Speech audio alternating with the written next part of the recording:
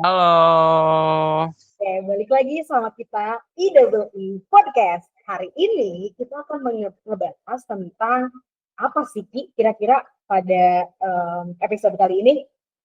Nah, di kesempatan kali ini nih, Tik, kita tuh mau bahas terkait politik luar negerinya di era Joko Widodo dan juga di era Prabowo. Nah, kamu sadar nggak sih, Tik, kalau misalnya dunia itu sekarang tuh makin rumit ya. Banyak banget isu global berseliweran dan mau nggak mau tuh Indonesia juga ikut ketarik gitu. Iya ya, bener banget lagi. Kayaknya makin lama tuh hubungan internasional itu bukan cuma ngejauhin gitu loh dari kita, tapi dampaknya justru bener-bener kerasa banget di dalam negeri gitu loh. Dan kalau kamu tahu dari semua isu internasional, Tik, yang menurut aku paling konsisten bikin Indonesia speak up selama puluhan tahun itu satu, yaitu Palestina. Bahkan sampai sekarang nih, Tik, topik ini tuh masih jadi pusat perhatian gitu buat negara kita itu sendiri. Oh gitu ya, bener-bener bener. Makanya nih menarik banget kalau misalkan kita lihat bagaimana sih kedua presiden ini, yang mana kita bakal bandingin kali ini adalah Jokowi dan juga Prabowo dalam menangani isu-isu dengan stylenya ataupun dengan gayanya sendiri gitu, dengan gayanya masing-masing. Betul banget. Cuman sebelum kita bahas gaya Prabowo yang lebih tegas dan high profile, mungkin kita harus mulai dari Jokowi dulu kayaknya nih, Tik. Karena kan era Jokowi itu yang ngebangun nih dasar arah kebijakan Indonesia di Timur Tengah 10 tahun ke belakang. Gimana? Setuju nggak? Setuju, setuju, setuju. Oke, kita mulai dari Jokowi kali ya. Oke, nah mungkin sebelum kita masuk ke pembahasan Jokowi, I think it's important to set the tone dulu ya. Karena kalau kita ngomongin kebijakan luar negeri di era Jokowi, especially soal Palestina dan Timur Tengah, kita tuh nggak bisa cuma ngelihat dari permukaan tik. Karena banyak banget lapisan mulai dari konteks sejarah, political identity, sampai pergeseran global power yang happening di 10 tahun terakhir. Dan yang menariknya titik dari era Jokowi itu adalah he wasn't a foreign policy president, at least not in the traditional sense, di mana dia ini bukan tipe yang muncul di panggung internasional tiap minggu. Bukan yang suka headline Indonesia mengencam, Indonesia menginisiasi, dan seterusnya lah. Tapi justru karena itu, kebijakan luar negeri Jokowi itu punya bentuk yang sangat khas. Quiet but consistent, low profile but high impact. Dan honestly, ketika kita tarik ke isu Palestina dan Timur Tengah, Jokowi itu sebenarnya punya track record yang jauh lebih kuat daripada yang terlihat di media. Banyak orang yang cuma tahu ya misalnya soal RS Indonesia atau soal statement penolakan normalisasi Israel, tapi begitu kita bedah lebih dalam, especially through the lens of international relation theory, sebenarnya tuh ada strategi yang jauh lebih terstruktur, Tik. Exactly. Dan menurut gue juga kalau misalkan eranya Jokowi ini bisa dibilang sebagai the golden decade humanitarian diplomasi ya. Kalau misalkan buat Indonesia gitu, Jokowi itu nggak pernah framing tentang Palestina sebagai isu yang complicated untuk Indonesia, di mana dia selalu menempatkannya sebagai fundamental moral position yang mana bukan sekedar stage politik gitu loh. Dan kalau dilihat dari three level of analysis, di mana di level domestik nih, kalau Jokowi itu emang benar-benar berasal dari tradisi politik luar negeri gitu. Dia bukan cuma akademis HI, bukan diplomat, terus juga dia bukan akademis HI, bukan diplomat, sama bukan tokoh militer. Di mana dia tuh seorang ya teknokrat aja gitu, pembangunan. Di mana uniknya dia adalah he fully delegated foreign policy, di mana leadership to Retno Marsudi, yaitu sebagai Menlu-nya begitu ya, yang mana menurut gue tuh salah satu Menlu yang paling konsisten banget nih di dan paling firm lah dalam sejarah kita. Dan itu tuh yang bikin kebijakan Palestina di eranya Jokowi itu lebih stabil banget sih menurut gue. No drama, no protection, dan juga no politik regime, just for moral konsisten gitu loh ya. Dan yang menariknya lagi tuh ternyata walaupun Jokowi itu bukan politicalist association, di mana era dia tuh justru jadi era ketika Indonesia bikin KTT OKI paling strategis, paling fokus dan paling tegas soal Palestina, itu ironis sekaligus keren sih sebetulnya gitu. Nah, betul banget tuh, Tik. Cuman sebelum kita masuk ke detail eventnya, let's build the foundation dulu nih, Tik. Karena konteks sistematik di era Jokowi itu beda banget dari presiden-presiden yang ada di era sebelumnya. Di tahun 2014 sampai 2024 itu adalah periode ketika dunia itu shifting ke multipolarity. Amerika Serikat dan Cina makin intens rivalry-nya, terus Eropa sibuk sama internal krisis, terus juga negara-negara Teluk kayak Qatar, UAE, Saudi mulai muncul sebagai neo strategic powers, di mana mereka ini udah bukan cuma negara minyak, tapi ternyata mereka ini berperan sebagai investor global, aktor geopolitik, bahkan influencer diplomasi, Tik. Dan di momen itu nih, Tik, Wow. Indonesia itu lagi butuh banget investasi untuk pembangunan, mulai dari pembangunan infrastruktur, sovereign wealth fund, sampai IKN. Jadi sebenarnya Jokowi itu berada dalam posisi yang cukup tricky ya menurut aku, karena harus Mhm. tetap konsisten membela Palestina, tapi juga strategik dan pragmatis di mana dalam menjaga hubungan ekonomi dengan negara-negara Teluk. Dan jujur ya, jujur itu tuh bukan tugas gampang kalau menurut aku, karena Yes, banyak banget negara-negara lain gagal menjaga balance itu, tapi ternyata Jokowi itu berhasil gitu. Iya, setuju, setuju, setuju. Kalau misalnya Jokowi itu sebenarnya memainkan role yang sering nggak kelihatan banget, tapi ternyata balancing moral identity dan juga economic pragmatisme di mana dan itu tuh jarang banget gitu loh berhasil di negara-negara lain. Banyak negara-negara Muslim suara politiknya tuh pro akan Palestina gitu kan, tapi investasi Teluknya tuh benar-benar lemah gitu. Banyak negara pragmatis di ekonomi, tapi posisi moralnya juga rapuh gitu kan. Nah, Indonesia di eranya Jokowi itu bisa dua-duanya bahkan gitu kan. Dan catatan yang paling penting sih menurut gue ya adalah Palestina ini selalu jadi non negotiable line di mana Jokowi itu gue sering bilang kalau misalkan kalau ada garis merah yang nggak pernah dia sentuh, bahkan ketika bargaining pun dengan investor besar, yaitu Palestina ini gitu loh. Makanya voting Indonesia hampir selalu penuh selalu same pattern di mana selalu pro Palestina, selalu kritik agresi Israel, terus juga selalu dukung UNRWA dan juga UNRWA dan juga selalu menolak normalisasi gitu kan. Dan itu tuh bukan karena Jokowi sentimental ya, tapi karena emang Kemenlu kita punya birokratik konsistensi yang betul-betul kuat banget, yang mana ini menjadi sebuah contoh jelas ya kalau misalkan birokratik politik model atau policy is not only presidential will but the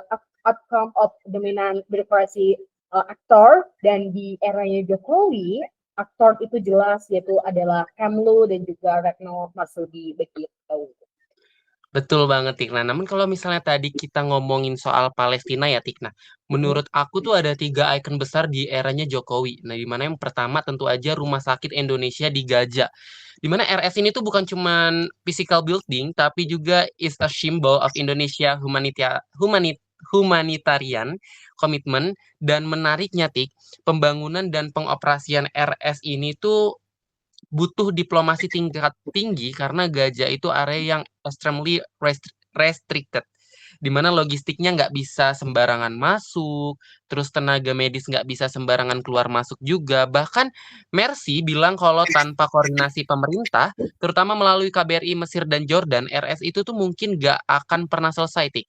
Nah, this is what I mean by silent but impactful diplomasi. Di mana Jokowi itu mungkin nggak pernah foto-foto di depan RS itu ya, tapi pemerintahannya memastikan everything runs.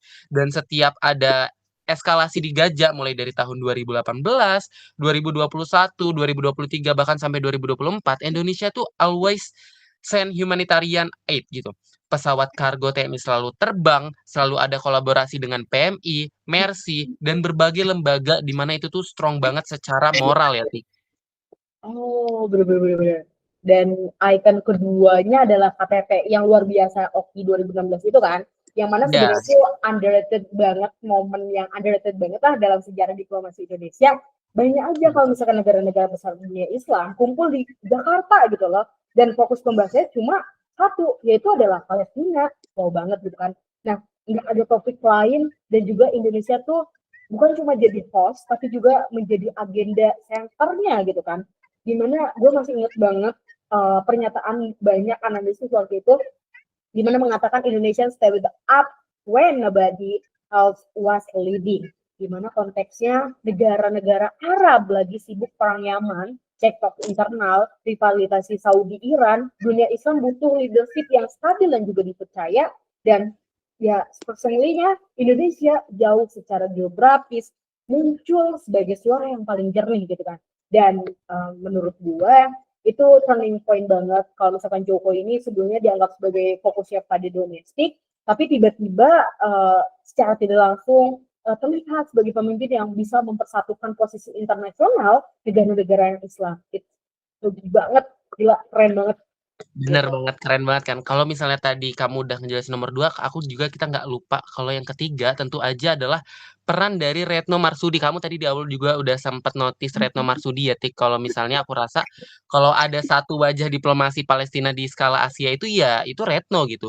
She became the constant and Indonesia's Palestine policy, di mana Retno itu selalu hadir di sidang PBB yang membahas Gaza, selalu mewakili Indonesia dalam penyusunan resolusi, selalu vokal dalam forum OKI, UNGA, dan NAM, dan yang paling penting, si stay consistent for 10 years, dan itu tuh jarang banget, Tik. Banyak negara ganti-ganti posisi tiap ganti pemerintahan, tapi Indonesia di era Jokowi tuh menurut aku justru stabilnya luar biasa sekali. Dan di dalam BPM, nah ini tuh menunjukkan bahwa foreign policy output sama dengan dominasi Kemenlu plus stabilitas birokrasi. Presiden kasih ruang, Kemenlu menjalankan, dan hasilnya ya konsistensinya juga lebih berjangka panjang gitu sih, Tik. Nah, benar-benar. Nah, tapi ada beberapa yang sering banget disalahpahami gitu loh. Yang banyak banget yang bilang kalau misalkan Indonesia ini kok sama kayak deket ya sama UAE dan Saudi. Apa nggak takut kalau misalkan dianggap condong ke timur gitu kan. Nah, padahal sebenarnya kan it's smart foreign policy ya. Dimana Jokowi itu ngerti kalau misalkan Timur Tengah ini sedang berubah. Negara-negara Teluk lagi shifting menjadi global economic player dan ya Indonesia butuh partner strategis terutama untuk masa depan energi dan juga infrastruktur kan gitu karena kan memang ya kita juga tahu kalau misalkan Jokowi ini lebih fokus kepada infrastruktur kan. Nah makanya itu UAE investasi di IKN, Saudi investasi di energi, itu juga Qatar masuk ke industri logistik, ada kerjasama SWF atau Surprise World Fund, terus juga ada kerjasama industrial joint petrokimia, bahkan digital ekonomi gitu kan. Nah, tapi yang paling penting Jokowi ini selalu menyisakan ekonomi pragmatisnya dengan moral position on Palestina, yang mana ini adalah kemampuan balancing yang jarang banget dimiliki negara lain gitu. Bener, Tik. Aku setuju banget kalau misalnya kita ngebahas terkait kepemimpinannya Pak Jokowi ya. Sebenarnya kalau kita tarik dari gaya Jokowi itu sendiri sebenarnya menarik banget ya. Dimana his delegative leader in foreign policy, tapi bukan berarti dia tuh pasif. Tapi dia itu mungkin lebih kayak mempercayakan teknikal diplomasinya ke ahli, terus nggak main politisasi seisu luar negeri. Dan gak suka retorika berlebihan, terus fokus juga pada output nyata dan memilih action-based diplomasi daripada speech diplomasi. Nah makanya kalau aku lihat di era Jokowi itu jarang banget ya headline bombastis tapi impact-nya tuh terlihat dalam jangka panjang. Nah kalau kita ngebahas soal di level individu nih, Tik, Jokowi itu menurut aku tipe yang quiet performer, not loud reformer, dimana dia itu emang pendiam tapi dia itu surprisingly itu tuh works gitu. Karena dia itu nggak cuman ngebahas soal diri dia sendiri tapi juga ngebahas soal negara.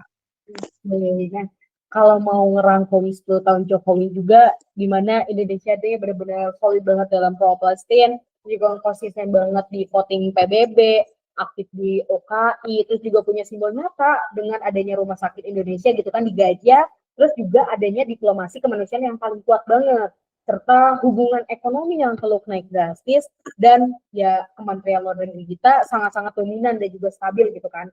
Dan ya memang kebetulan ya presiden kita adalah delegatif gitu, tapi ya tetap tegas juga di garis moralnya gitu kan.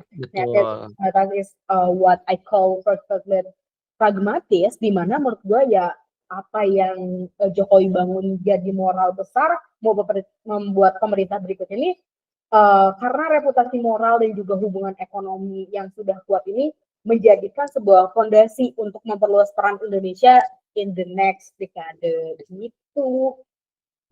Nah, Ya, bener banget sih, Tik. ya, Kalau sejauh ini kan kita udah ngebahas secara cukup komprehensif ya mengenai ya. gimana sih kebijakan luar negeri Presiden Joko Widodo itu dibangun, mulai dari pendekatan kemanusiaan dia, konsistensi diplomasinya, hingga peran penting Kemenlu dalam menjaga arah politik luar negeri Indonesia terhadap Palestina dan kawasan Timur Tengah. Dan setelah kita ngemahamin karakter serta pola diplomasi yang berkembang selama era Jokowi, mungkin sekarang kita udah saatnya kali ya bergeser ke periode berikutnya. Karena ketika kepemimpinan berpindah ke Presiden Prabowo Subianto, dinamika yang muncul tuh langsung nunjukin perbedaan yang ternyata cukup signifikan, Tik. Baik dari gaya kepemimpinan, prioritas strategis, maupun cara Indonesia memposisikan diri dalam isu yang sama. Mungkin kita lanjutkan pembahasan selanjutnya tuh ngelihat nih gimana sih kebijakan luar negeri Indonesia di bawah Presiden Prabowo itu bergerak dan apa aja sih sebenarnya pergeseran yang terjadi dibandingkan di era sebelumnya. Oke. Nah, kita mulai sekarang ke bab ataupun ke eranya Prabowo ya, dimana kita masuk ke yang lumayan sensitif karena kita ini penting banget kalau di eranya Prabowo Subianto ini sebagai presiden ini menarik banget karena ya pertama di era ini baru dan juga jalan dan kedua dia adalah langsung ketiban gitu krisis global yang mungkin paling parah di Timur Tengah dalam 2 dekade terakhir gitu ya. Nah, Exactly. Jadi kalau kita lihat di era Jokowi itu mungkin tadi kan lebih banyak tentang development diplomasi dan humanitarian action ya, Tik. Sedangkan kalau di era Prabowo nuansanya itu ternyata langsung berubah nih. The word that Prabowo inherits is much harsher. Ada perang gajah di tahun 2023 sampai 2024 dengan korban ternyata puluhan ribu jiwa, jutaan pengungsi dan tekanan moral yang internasional ke negara-negara muslim untuk do something, bukan cuman bikin statement gitu. Iki lu B, ini lu A, gue B. Oh, ya udah ulang. Ulang, mulai dari pembukaan. Oke aja dari oke aja. Oke, dari oke ya. Lu ngomong Iya. dari oke. Oke. Nah, mungkin sekarang kita masuk ke bab baru yang lumayan sensitif tapi penting banget nih, Tik, yaitu era Prabowo Subianto sebagai presiden. Di mana ini tuh menarik banget ya, karena pertama, ini tuh era yang baru jalan, dan yang kedua, dia ini langsung ketiban nih sama krisis global yang mungkin paling parah gitu di Timur Tengah dalam 2 dekade terakhir. Exactly. Jadi kalau kita lihat nih di era Jokowi itu lebih banyak tentang development diplomasi dan juga humanitarian action ya. Tapi kalau misalkan kita lihat nih di era Prabowo, nuansanya tuh langsung berubah gitu. Kalau misalkan Mhm. the world that Prabowo in heart is so much harsher and ada perang gajah di tahun 2023 sampai 2024 dengan korban puluhan ribu juta jiwa, di mana jutaan pengungsi dan tekanan moral internasional di negara-negara Muslim untuk the something gitu loh. Bukan cuma bikin statement, di mana ini benar-benar menekan banget gitu kan ke Prabowo gitu loh di awal jabatan. Setuju. Sumpah setuju banget, dan di momen dia masuk itu, Tik, isu Palestina itu sebenarnya udah bukan cuma isu klasik lagi ya, tapi bener-bener jadi salah satu pusat drama geopolitik di dunia ya. Ya, benar banget. Statusnya tuh naik kelas, di mana pertaruhan moral, politik, sampai hukum internasional itu semuanya bertemu di Gaza. So in a sense, Prabowo nggak punya kemewahan untuk take it slow, Mhm. lingkungannya sistematik. Kalau kita pakai istilah three level of analysis, memaksa dia untuk ambil posisi yang lebih tegas, lebih visible, dan juga lebih strategik gitu loh. Nah, bayangin nih, kalau misalkan awal 2024, ketika transisi pemerintahan lagi jalan, dunia baru aja menyaksikan serangan beruntun di Gaza. Infrastruktur Mhm. hancur, rumah sakit overload, yang mungkin tadi juga kita udah bahas ya, ada rumah sakit Indonesia bahkan hancur gitu kan, di mana Iya. organisasi internasional seperti UNRWA ini kewalahan. Di saat itulah di saat yang samalah timeline media sosial penuh dengan footage kekerasan, korban-korban anak-anak, dan juga kampanye global yang memaksa negara untuk tidak lagi netral gitu loh. Nah, dalam konteks inilah Timur Tengah nggak cuma soal konflik Israel-Palestina aja. Negara-negara teluk seperti UAE, Qatar, dan Arab Saudi lagi ada di puncak kepercayaan diri, di mana ekonomi mereka tuh tumbuh, surprise, world fund, mereka agresif investasi ke berbagai belahan dunia, termasuk Indonesia. Jadi buat Prabowo ini middle is banget, itu double edged gitu kan, dimana satu transisi krisis kemanusiaan, di sisi lain peluang ekonomi dan juga strategis itu gede banget juga gitu loh. Bener banget. Jadi bisa dibilang dia tuh harus jalan di garis yang sempit ya. Di satu Mhm, sisi harus jaga konsistensi sikap Indonesia yang pro Palestina, cuman mhm. di sisi lain nggak mungkin pura-pura nggak butuh investasi dan kerja sama strategis dari negara-negara itu. Iya, exactly banget. And to complete thing further, di mana kita juga lagi hidup di era multipolar kan ya, yang makin jelas kalau misalkan AS dan Tiongkok itu sama-sama dia punya kepentingan di kawasan gitu kan. Amerika tetap jadi patron utama Israel, sementara Tiongkok makin agresif masuk ke Timur Tengah lewat proyek infrastruktur, energi, dan juga teknologi. Indonesia di eranya Prabowo juga kayak middle power banget kalau misalkan yang lagi ditarik-tarik ke kanan dan juga ke kiri gitu loh. Tapi juga sebetulnya punya ruang juga untuk memainkan peran sebagai bridge dan juga balancer di mana disitulah kebijakan luar negeri termasuk Palestina dan juga Timur Tengah di era ini mulai kelihatan warnanya lebih vokal, lebih strategik dan juga lebih berusaha meningkatkan posisi tawar Indonesia gitu. Oh, bener banget sih, Tik. Kalau misalnya kita ngebahas tentang kepentingan nasional kayak energi, pangan, dan identitas, kalau kita turun ke level negara, sebenarnya apa sih, Tik, kepentingan nasional Indonesia terhadap Palestina dan Timur Tengah di era Prabowo itu? Oke, kalau misalkan diringkas ya, ada Mhm, tiga dimensi besar banget, di mana yang mhm, pertama adalah energi, pangan, dan juga identitas politik luar negeri Indonesia, di mana dari sisi energi nih, Middle East banget, sumber minyak dan gas dunia, banyak BUMN kita, termasuk Pertamina, punya relasi jangka panjang dengan perusahaan seperti Saudi Aramco, atau Notch, di mana dari UAE kalau Indonesia ini menjaga stabilitas supply energi dan juga mendukung agenda transisi energi yang realistis, kita nggak bisa pura-pura nih nggak butuh negara-negara itu.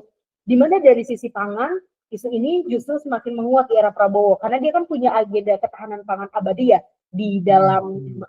apa namanya citanya gitu kan dengan proyek food estate dan juga penguatan pupuk sebagai besar bahan baku yang mana supaya pupuk itu bersinggungan nih dengan negara Timur Tengah gitu loh. Jadi kerjasama dengan Mesir, Qatar, dan juga lain-lain itu bukan sekedar nice to have, tapi strategis strategically gitu kan. Tapi di luar kalkulasi material ada identitas juga ya, Tik? Nah, pastinya sih sebenarnya Indonesia itu punya identitas yang unik banget sebagai negara Muslim juga di terbesar di dunia gitu kan. Tapi bukan negara Arab, bukan negara Timur Tengah sejak awal. Mhm, Pembukaan Undang-Undang Desa 1945 juga kan sudah clearly anti kolonial ya, di mana iya, mengatakan bahwa saya penjajahan di atas wilayah harus dihapuskan. Palestina itu betul. juga menjadi sebuah simbol klasik banget nih dari Mhm, ketidakadilan kolonial dan juga politik internasional gitu loh. Nah, Prabowo pun mengambil identitas ini kan ya, di mana bukan diubah tapi justru di-upgrade gitu loh. mhm, Ya, mhm. kalau misalkan Indonesia tuh tetap di jalur pro Palestina, tapi juga dia naik kelas menjadi middle power yang betul-betul dihormati. So, dukungan ke Palestina di era Prabowo ini tuh bukan cuma value based, tapi juga bagian dari narasi besar bahwasanya Indonesia tuh punya peran strategis banget di dunia yang sedang bergejolak gitu loh. Oh, cuman karena tadi penjelasan kamu nih, Tik, sebenarnya banyak banget deh kayaknya orang-orang yang penasaran ya. Sebenarnya Mhm. gaya Prabowo sebagai pemimpin itu kalau misalnya kita compare to Jokowi itu seberapa besar sih pengaruhnya ke kebijakan luar negeri yang ada di Indonesia itu sendiri, Tik? Nah, kalau misalkan menurutku ya, ini cukup besar sih. Kalau misalkan Mhm, Jokowi kan cenderung low profile ya, tadi juga kita udah jelasin, mhm, kamu udah jelasin kalau misalkan dia tuh lebih fokus ke isu domestik walaupun ada gitu kan. Tapi dia lebih sering mendelegasikan hampir semua urusan luar negerinya ke Menlu. mhm, Nah, mhm, berbeda banget banget dengan berbeda total banget dengan eranya Prabowo, dia justru terbiasa beroperasi di dunia militer kan, karena kan dia juga latar belakangnya jadi mhm, militer iya juga betul dari betul pertahanan betul. nih. Nah, di mana diplomasi itu seringkali sangat-sangat terkait dengan kemampuan hard power-nya gitu. Jadi waktu menjabat menjadi Menhan, Prabowo itu keliling Qatar, Turki, WA, dan juga Arab Saudi dan beberapa Mhm, negara-negara lainnya yang bukan sekedar untuk membeli alutsista, tapi juga membangun jaringan pertahanan dan juga intelijennya. Gaya inilah yang mmm, dibawa, mhm. yang kemudian terbawa ketika dia menjadi presiden Ki.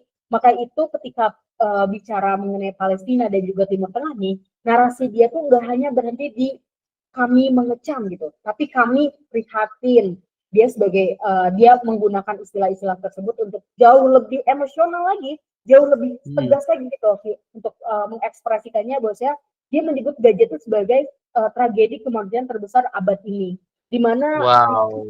banget kalau misalkan dia ingin Indonesia tuh berada di sisi sejarah yang lebih jelas, di mana melawan ketidakadilan, tapi dengan cara yang lebih konkret gitu loh, Ki. Oh, so kalau misalnya kita pakai bahasa teori ya, dia itu sebenarnya tipe pemimpin yang menjalankan eksekutif centered foreign policy-nya ya? Exactly.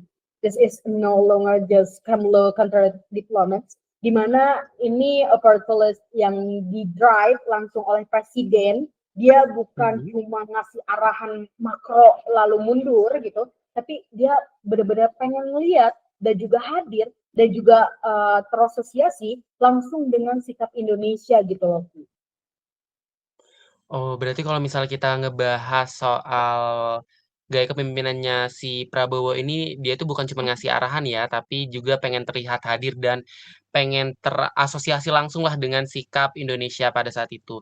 Nah, tapi Tik, by the way, kalau misalnya kita ngomongin tentang kebijakan konkret di era Prabowo nih, Tik, kalau di breakdown lebih konkret, kira-kira apa aja sih, Tik, yang kelihatan di tahun-tahun awal era Prabowo terhadap Palestina dan Timur Tengah itu?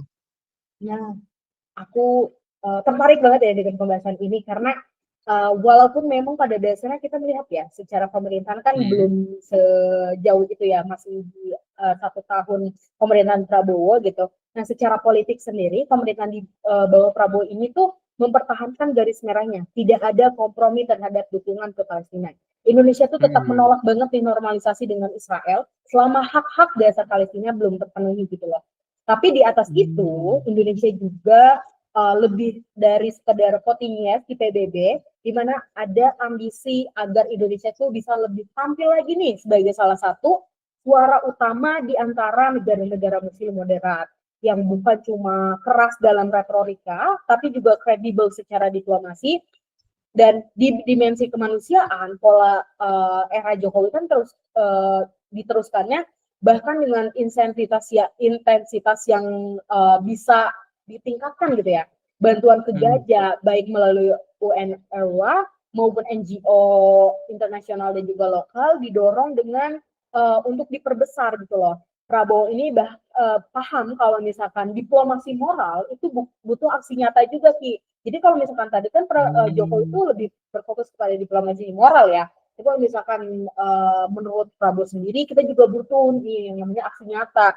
Kalau cuma statement tapi kiriman bantuan minim, kredibiliti akan turun gitu loh kalau misalkan ada Prabowo. Lalu kalau misalkan di dimensi keamanan, disinilah paling bedanya yang mana paling Mmm. mencolok juga muncul kalau misalkan Prabowo ini melihat bahwa keamanan kawasan dan juga keamanan Indonesia itu saling terkoneksi kerja sama pertahanan dengan negara-negara teluk tidak hanya soal jual beli senjata tapi juga Mhm. cyber security, counter terorisme, dan juga military exchange program. Ada juga wacana yang mana memperkuat kontribusi Indonesia dalam misi penjagaan perdamaian PBB di kawasan Timur Tengah, Ki. Jadi kalau dulu peran Indonesia itu lebih banyak lewat forum OKI dan juga PBB secara diplomatik, tapi kalau misalnya di eranya Prabowo itu potensi kontribusi di lapangannya gitu loh melalui peacekeeper bisa menjadi lebih besar tentu dengan kalkulasi politik yang selalu berhati-hati loh Prabowo juga gitu. Wah, gila berarti keren banget ya di era Prabowo saat ini tuh. Cuman kalau misalnya kita tarik ke level birokratik politik model, nah menurut kamu nih Tik, apa sih yang berubah dibandingkan dengan eranya Jokowi pada saat itu tuh? Oh, oke. Kalau misalkan di era yang Jokowi ini kan kita bisa bilang kalau Kemlu itu semacam pemain utama ya, yang relatif relatif dominan gitu kan ya. Karena kan sering banget Kemlunya yang hadir gitu. Nah, presiden ngasih garis, Kemlu pun yang eksekusinya dan juga menjadi wajah Indonesia di panggung internasional ya. Tapi kalau misalnya di era Prabowo ini, peta aktornya tuh berubah gitu loh, gitu. Yang mana presiden sendiri menjadi aktor paling dominan lalu diikuti oleh Mhm. Kementerian Pertahanan yang role-nya naik drastis gitu loh. TNI dan juga industri pertahanan juga masuk banget ke orbitnya aktor yang relevan ketika kita bicara hubungan dengan Turki, Qatar, UAE, dan juga Saudi. Jadi konfigurasi BPM-nya itu sekarang lebih ramai lah ya, lebih banyak aktor yang berperan gitu loh. Keputusan soal Timur Tengahnya bukan hanya soal what is our moral position, tapi juga what are our security and strategic interest. Di mana di satu meja ada Kamlo yang membawa value kemanusiaan dan juga tradisi diplomasi multilateral. Di sisi lain ada Kemenhan yang membawa kalkulasi strategi juga, yang mana di institusi pertahanan, akses teknologi, latihan militer bersama, dan juga seterusnya gitu loh. Jadi walaupun itu juga ada sebuah konsekuensinya, yang mana kebijakan yang keluar ini sering banget merupakan hasil negosiasi antara dua logika besar loh, tapi karena kan tadi juga lebih banyak yang berperan gitu ya, yang mana ada logika moral humanitarian ala Kemlu, lalu ada juga logika strategik security ala Kemhan-nya gitu loh. Jadi Prabowo ini sebagai presiden punya posisi yang unik banget gitu untuk bisa menengahi dua logika ini, tapi di banyak kasus dia sendiri yang menentukan arahnya gitu loh. So it's a fertilized that feel more centralized dan juga executive direction gitu loh. Berarti kalau misalnya dari jawaban kamu tadi aku bisa tarik ya kesimpulannya kalau misalnya di era Jokowi itu mungkin kita bisa bilang dia itu mendelegasikan lah ke politik luar negerinya itu di Kemelu ya, Kementerian Luar Negeri. Kemudian Tapi juga kalau di era Kemenhan. Prabowo, iya, kalau di era Prabowo itu peta aktornya itu mungkin dia presiden sendirilah yang jadi aktor paling dominan di politik luar negerinya. Cuma nitik, kalau kita bandingkan ya Jokowi dan Prabowo kan kadang-kadang orang suka simplifikasi ya. Oh Jokowi itu lebih begini, oh Prabowo itu lebih begitu. Padahal kan sebenarnya konteks global mereka tuh kan beda banget ya. Iya, benar-benar benar-benar banget. Jokowi itu kan beroperasinya dalam konteks konflik Timur Tengah yang memang serius ya. Tapi kalau misalkan Mm-mm. belum sampai ke skala horor gajah gitu ya, 2023 dan juga 2004, di mana eskalasi ada 2014, 2018, terus juga 2021, tapi belum menciptakan tekanan global yang seintens sekarang gitu loh. Di mana membuat Mm. pendekatan Jokowi ini bisa lebih terstruktur, lebih bertahap, dan juga sangat-sangat fokus dalam ke diplomasi kemanusiaan dan juga pembangunan. Tapi Prabowo ini sebaliknya loh, Ki. Kalau misalkan dia justru malah masuk ke panggung ketika dunia lebih menatap gajah sebagai simbol kegagalan sistem internasional gitu loh. Ada rasa agar argensinya dan juga yang lebih jauh lebih tinggi gitu loh. Negara-negara muslim khususnya dituntut untuk bersikap jelas gitu kan. Jadi kalau respon Prabowo terasa lebih vokal, lebih keras, dan juga lebih strategik, itu bukan cuma soal kepribadian, tapi juga memang karena sistem level pressure-nya yang berubah juga gitu sih. Nah, tapi kalau misalnya kita ngomongin soal development sama strategik nih, Tik, aku mau tanya deh, kalau di level negara itu gimana sih, Tik, perbedaannya?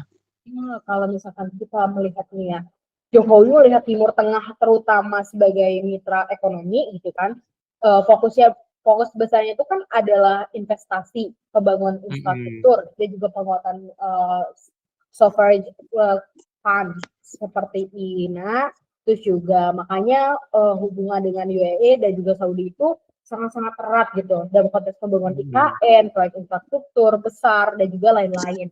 Nah, kalau misalkan Prabowo ya walaupun butuh investasi nih ya membawa layar tambahan di mana ketahanan pangan, ketahanan energi dan juga ketahanan pertahanan gitu. Di mana Timur Tengah ini dalam kacamata dia tuh bukan hanya sumber uang gitu loh, tapi juga arena strategis yang di mana Indonesia itu bisa mempermainkan peran sebagai partner defense dan juga partner keamanan dan juga partner energi gitu loh. Jadi kita lihat nih pergeserannya Betul. adalah dari development diplomasi ke arah strategi security gitu, diplomasi tanpa menghilangkan sama sekali dimensi ekonominya lah ya gitu.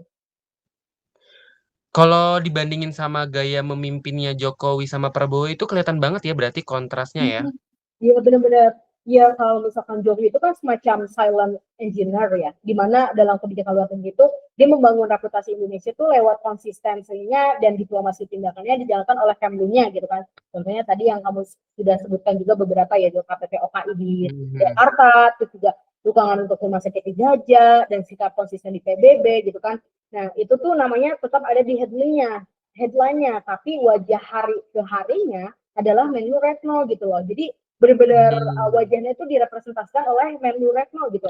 Sementara kalau misalkan dia itu Prabowo nih kita lihat juga kan di sisi lain lebih seperti frontman gitu kan. Dia ini namanya muncul langsung ketika Indonesia bersikap terhadap krisis internasional. Jadi wajar aja kalau misalkan dalam isu gajah, misalnya kayak pernyataan sering lebih personal, lebih emosional, dan lebih mengkritik di situasi di lapangan gitu kan. Nah, dampaknya juga nih, persepsi global itu terhadap Indonesia juga bergeser loh, Ki. Jadi berdampak gitu loh. Dari negara yang sangat kuat di non-entrepreneurship dan diplomasi kemanusiaan menjadi negara yang juga mulai tampak punya strategi ambition gitu sebagai middle power, Ki. Wah, berarti keren banget ya era Prabowo sama era Jokowi ini. Cuman kalau misalnya dinamika aktor dalam BPM itu kan ada Kemenlu LED versus Presiden Defense LED ya nih. Kalau Iya. di DPM tadi yang udah kamu sempat jelasin, bisa nggak sih disimpulkan kira-kira singkat aja nih apa gitu perbedaannya? Iya, jadi secara sederhananya nih Ki, tanpa mengabaikan kompleksitas ya.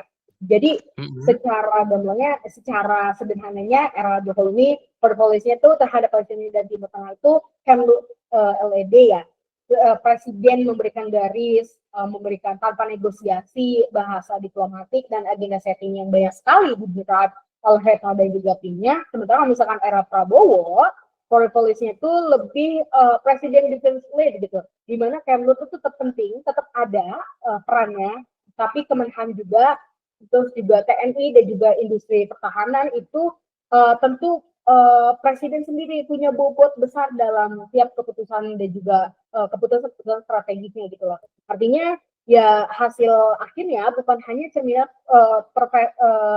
preferensi Kemlu saja, tapi juga sebuah kompromi dan kalkulasi aktor-aktor lain yang punya agenda keamanan juga pertahanan gitu. Jadi lebih kompleks orang-orang atau aktor-aktor yang berperan gitu loh. Mm-mm. Kalau era Kalau Prabowo. misalnya kita ngomongin kebijakan konkret mungkin dari RS Gajah ke diplomasi pertahanan nih di era Prabowo ya. Mungkin kalau Hmm. contoh konkret paling gampang mungkin di level kebijakan konkret terhadap Palestina ya, Ti. Hmm. Nah, kalau misalnya di era Jokowi ini kan titik-titik pentingnya adalah penyelenggaraan KTT luar biasa OKI 2019 ya di Jakarta, Iya. Palestina, terus juga dukungan negara terhadap rumah sakit Indonesia di Gaza, terus Oh. juga konsistensi voting serta pernyataan PBI yang selalu menekankan pelindungan warga sipil dan dukungan ke UNRWA. Iya. UNRWA. Nah, di era Prabowo ini pola itu nggak dihapus, Ki. Tapi Hmm. ditambahin gitu loh, ditambahin dimensi baru gitu. Jadi tadi yang poin-poin tadi itu sebetulnya tetap ada di eranya Prabowo, tapi bantuan kemanusiaan lebih diperbesar lah. Yang mana posisi Hmm. politik itu tetap keras menolak agresi, tapi juga di atas itu ada upaya pembangunan jejaring pertahanan dan keamanan yang membuat Indonesia itu punya leverage lebih besar ketika bicara soal Timur Tengah secara keseluruhan. Jadi kalau Jokowi itu kuat di humanitaria diplomasi, sementara Prabowo itu mencoba untuk melengkapinya yang dengan strategi defense diplomasi.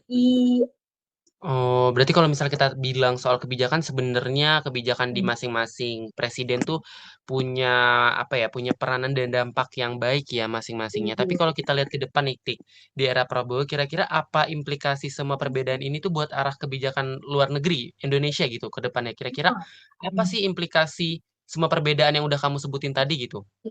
Oke, jadi yang pertama ada kontinuitas nilai yang sangat-sangat kuat banget, di mana siapapun presidennya nih dukungan ke Pak itu sulit berubah karena memang sudah tertanam dalam konstitusi, di mana dalam opini publik dan juga dalam identitas politik luar negeri Indonesia, jadi semacam sebuah benang merah ya yang menghubungkan Jokowi dan juga Prabowo. Jadi ya mau gimana pun atau mau perubahan presidennya tetap aja karena kan kita juga sudah diatur dalam konstitusi opini publik dan juga dalam identitas politik luar negeri Indonesia gitu kan. Nah, dan yang Hmm. kedua adalah di atas kontinuitas nilai ada pergeseran instrumen dan juga gaya aja gitu. Jokowi mengandalkan soft power moral, tindakan kemanusiaan dan juga diplomasi pembangunan. Sementara kalau misalkan Prabowo ini membawa Indonesia ke level main strategi dan ikut bicara soal keamanan, pertahanan, dan juga arsitektur kawasan. Dan yang ketiga adalah hubungan Indonesia dengan negara-negara secara bertahap naik kelas, dimana kalau di era Jokowi itu kan fokusnya kebanyakan ke investasi dan juga infrastruktur ya. Sementara kalau misalnya di eranya Prabowo ini hubungan dibawa ke ranah geopolitik dan juga security partnership. Nah, inilah yang Mhm. meningkatkan posisi tawar Indonesia dalam isu energi, pangan, dan juga pertahanan ini. Tapi juga menuntut pengelolaan resiko yang lebih rumit gitu sih. Jadi bukan cuma cerita Jokowi versus Yes, Prabowo ya sebenarnya, tapi lebih kayak 2 babak dalam evolusi kebijakan luar negeri Indonesia terhadap Timur Tengah ya? exactly. Nah, Jokowi juga kan membangun fondasi moral, reputasi, dan jaringan ekonomi kan. Prabowo itu punya peluang yang benar-benar mengkonversinya ke kapital diplomatik itu menjadi sebuah peran strategi yang lebih nyata sebagai middle power kan ya. Dimana kalau itu tuh berhasil ya Indonesia bisa bergerak dalam posisi moral support of Palestine menjadi strategi aktor yang bisa mempengaruhi konfigurasi regional gitu loh tanpa meninggalkan prinsip anti kolonial dan juga solidaritas kemanusiaannya tinggi. Itu sebetulnya sangat-sangat kompleks ya. Mmm. Iya, betul banget. Mungkin Tik dari tadi nih, that was a lot to digest, tapi semoga teman-teman yang dengerin tuh jadi dapat gambaran lebih utuh nih. Bukan cuman soal siapa sih yang lebih baik, tapi bagaimana konteks, gaya, dan kepentingannya itu nanti dapat membentuk kebijakan luar negeri di 2 era yang berbeda, yaitu era Prabowo dan era Jokowi. And remember ya, politics is never purely about personality, tapi Jokowi dan juga Prabowo ini punya gaya masing-masing, tapi mereka juga dibentuk oleh sistem internasional gitu kan, struktur domestik dan juga bargaining antar aktor di dalam negara gitu kan. Betul banget, setuju sih sama yang udah kamu omongin. Mungkin dari pembahasan kita nih, Tik, mungkin kita cukupkan aja karena mungkin udah banyak banget ya. Thank you for listening buat teman-teman semua. Ini guys, Jangan lupa kasih feedback kalau kalian pengen kami bedah kasus lain dengan pendekatan teori kayak gini, mulai dari three level of analysis, BPM, dan juga lain-lain. okay, see you in the next episode, guys. See you on next time dan juga terima kasih banyak sudah mendengarkan IWI Podcast. Episode hari ini. Hmm, Terima kasih banyak, terima teman-teman. kasih banyak. Bye-bye.